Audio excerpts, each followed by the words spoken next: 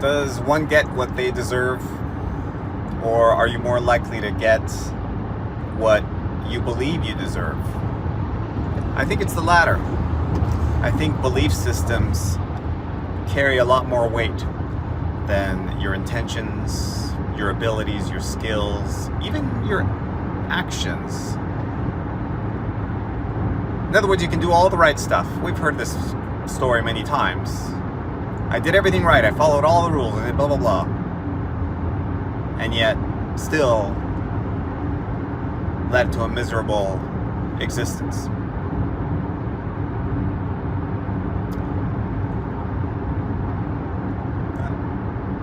There's people out there, influencers, who put out messages like, well, if it's not working out for you, it's probably because you don't deserve it or you're not good enough, kind of a message. But, which of course is not true, because there's plenty of people who obviously don't deserve the success they got and got it. Especially in some of the highest places of power.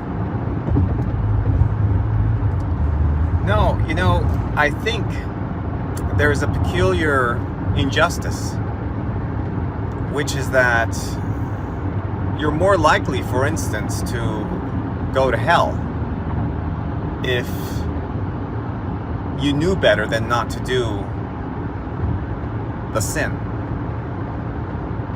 For those who don't know any better and do the exact same sin maybe 10 times over, they might still go to heaven. So it seems that karma,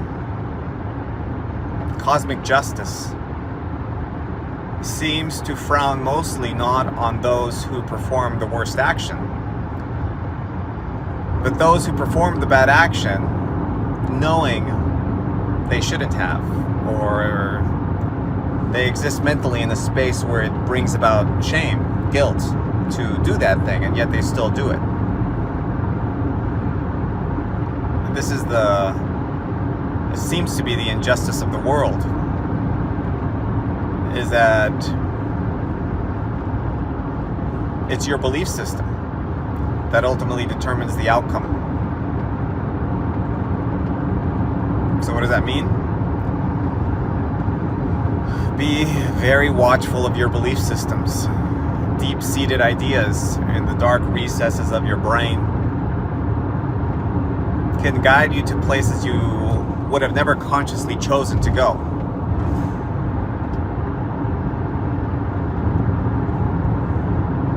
Any sense, for instance, of lack of self-worth or feeling unworthy or unlovable because of a seed that was planted, perhaps at a very early age, that is so recessed that you may not even be aware that it's even there,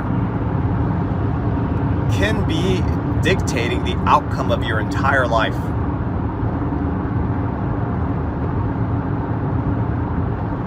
And so be careful with what you believe about others, but most importantly about yourself. We all have a belief system, I think, about ourselves, and it can be a good one or a bad one.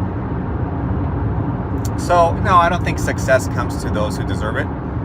It comes to those who believe they deserve it, whether they deserve it or not. And people who do deserve it, who do the hard work, who do all the right things, but deep inside don't feel they're owed that, or feel shame whenever something good happens. Those don't get it. They don't get the prize.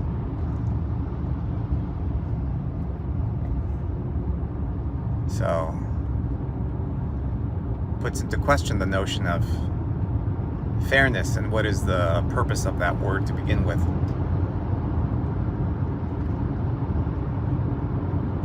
Perhaps this is where we as individuals, as a society, as a community, can attempt to correct for that by making sure that we're aware of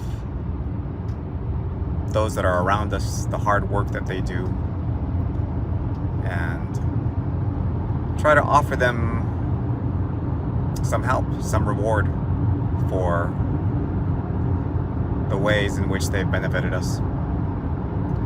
Because clearly the universe is not going to reward them unless they believe they deserve it. But I think low self-esteem is very common among humans,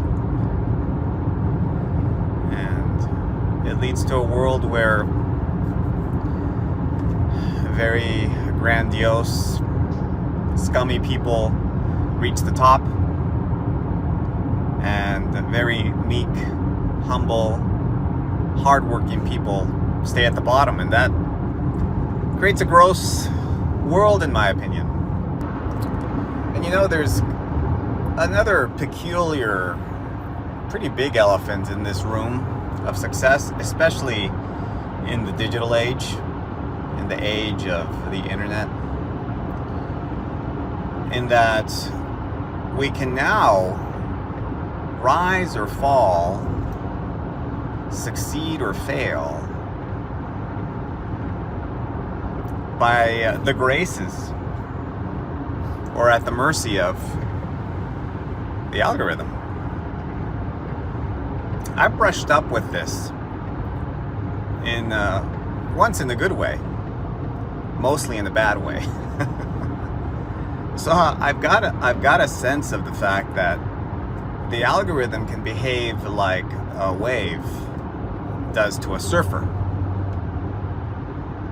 If you kind of are tuned in to what the algorithm wants to push, and you brand yourself and frame yourself in accordance with that, you'll rise with that wave. So the algorithm is kind of like a rainmaker in a way, and I think there's various kinds of waves. There's real big ones that have to do with just overarching narratives, and then there's smaller ones having to do with niche markets, industries, etc.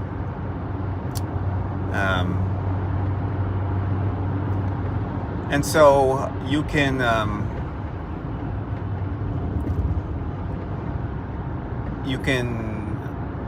there's now a different way in which you can achieve success, and another mechanism that can also prevent you from achieving success, especially in the world where we are largely dependent on getting the word out about anything through little devices like this.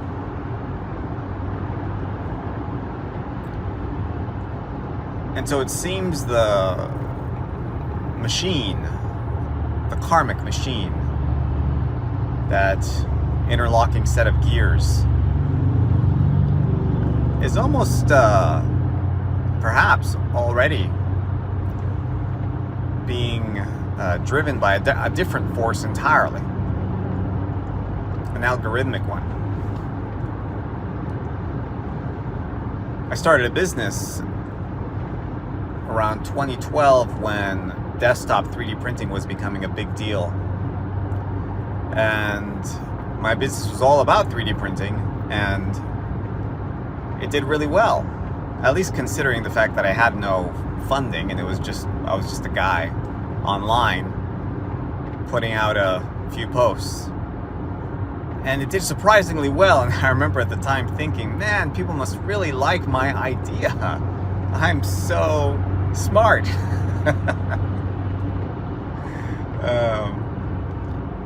But you know, over time I realized, oh no, I was just riding a wave. I was just riding an algorithmic wave. And the algorithm is truly a kingmaker. It's a rainmaker. It can make the dumbest things succeed if it really wanted to. And obviously that's not a good thing. It's an unfortunate and tragic thing. But it does give you a mechanism by which you can hack the karmic wheel. It just requires you to be disingenuous and a sellout and just toe the line. Repeat the words that need to be repeated. You know what a real sort of crystallization of this entire concept is? What happened to, or has happened, or is happening to TPUSA and the Charlie Kirk phenomena and his rise to prominence, right? And if you track that, you really get a sense for how his success was really ultimately out of his control. That something else was pouring fuel on that fire. And in fact, over time, it got so successful and the money was increasing at such a rapid rate, and along with it, the expenses, that Charlie Kirk got a little like, wait a minute, where's all this money actually going? And where's it coming from? He basically, his company grew to a size where he himself, well, I mean, you kind of have to eventually surrender the steering wheel. Once your company grows to a certain scale, it kind of develops a life of its own. It becomes its own organism in a way. But anyway, he asked for an audit, and he himself was, his own viewpoints were very shifting in some very key algorithmically unfriendly ideas, and or at least narrative unfriendly ideas, especially if you're in this country, in the United States. And as he started making all of these sort of eye-opening, having these eye-opening experiences and shifting his viewpoint and even calling for an audit of his own company, which is his own right to do, a week later, he's dead.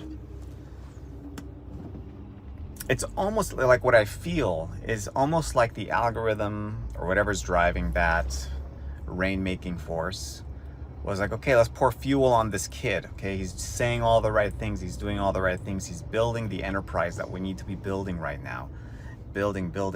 And then, as soon as he started to fall away from his former self, not only, the rainmaker didn't just stop raining, it just shot him down. Just got rid of him. Oh, we have one of our crops has got a disease, got a bug, we got to kill it so it doesn't infect anything else. You know, you really see in the arc of his story and his company and how it ended, and how the company right now is trying to reframe and redesign who he was as a person. It just goes to show you how much of success in life can be fabricated, can be entirely fabricated by something outside of yourself. And so don't get too caught up in your successes, I say to those influencers out there. I think even Andrew Tate once put out a tweet that said, yeah, if you're not succeeding, it's because you're not good, or something like that. You're not worthy. And now he's in handcuffs again. Probably for real this time. And it's like, I don't get how people don't see this. But this is such a big elephant in the room. It's a big part of the furthering of the injustice and the elimination of there being a meritocracy. It's a tragic thing. So, we must band together. We must help each other out, because we're all we have. Thanks for watching.